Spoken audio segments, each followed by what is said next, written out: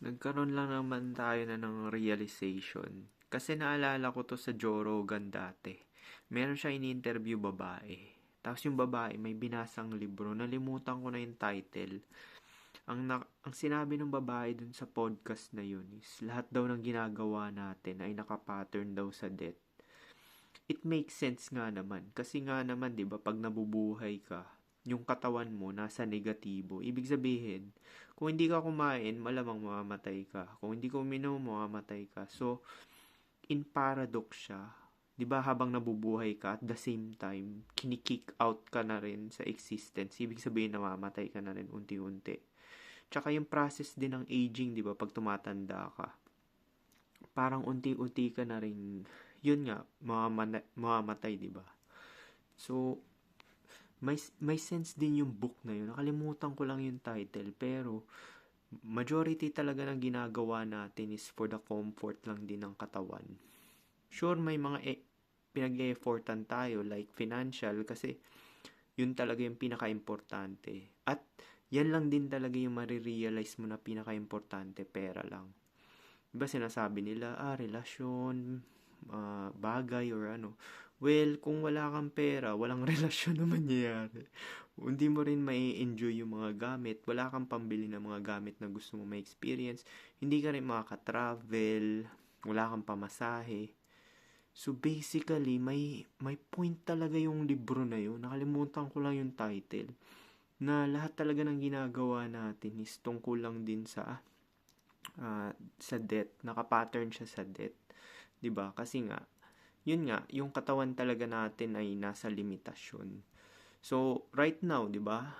Kung wala kang ginagawa, hindi ka nagtatrabaho ngayon or hindi ka kumakain, nag-e-entertain ka o nanonood ka nito is nag-uubos ka lang din ng oras dahil buhay ka pa nga.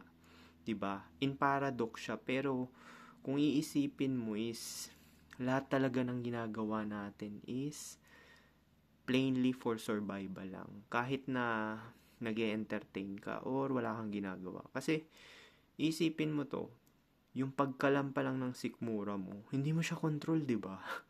Kusa siyang kakalam kasi nagugutom ka, 'di ba? Tapos sabay nasa negative state ka, tapos at best, ito yung sinasabi ni SQS eh. At best, kuwari kumain ka, ilalagay ka lang nun sa state ng neutral. Kuwari, nabusog ka, ilalagay ka lang nun at best sa neutral. So technically, yung katawan talaga yung laging nasa state ng negatibo. Pero yun nga, hindi naman din natin to sinishare para maging negative ka or pessimist. Realization lang talaga to para makaisip ka na, saglit nga lang pala yung buhay, no? So, mas maganda talaga is i-enjoy mo na lang to, live your best life. At gawin mo talaga yung mga gusto mo. Especially yung magbibigay sa'yo ng kapayapaan at na-enjoy mo. Kesyo kabuhayan man yan or kung ano pa man. Actually, yung mga household chore, pwede mo siya ma-enjoy eh.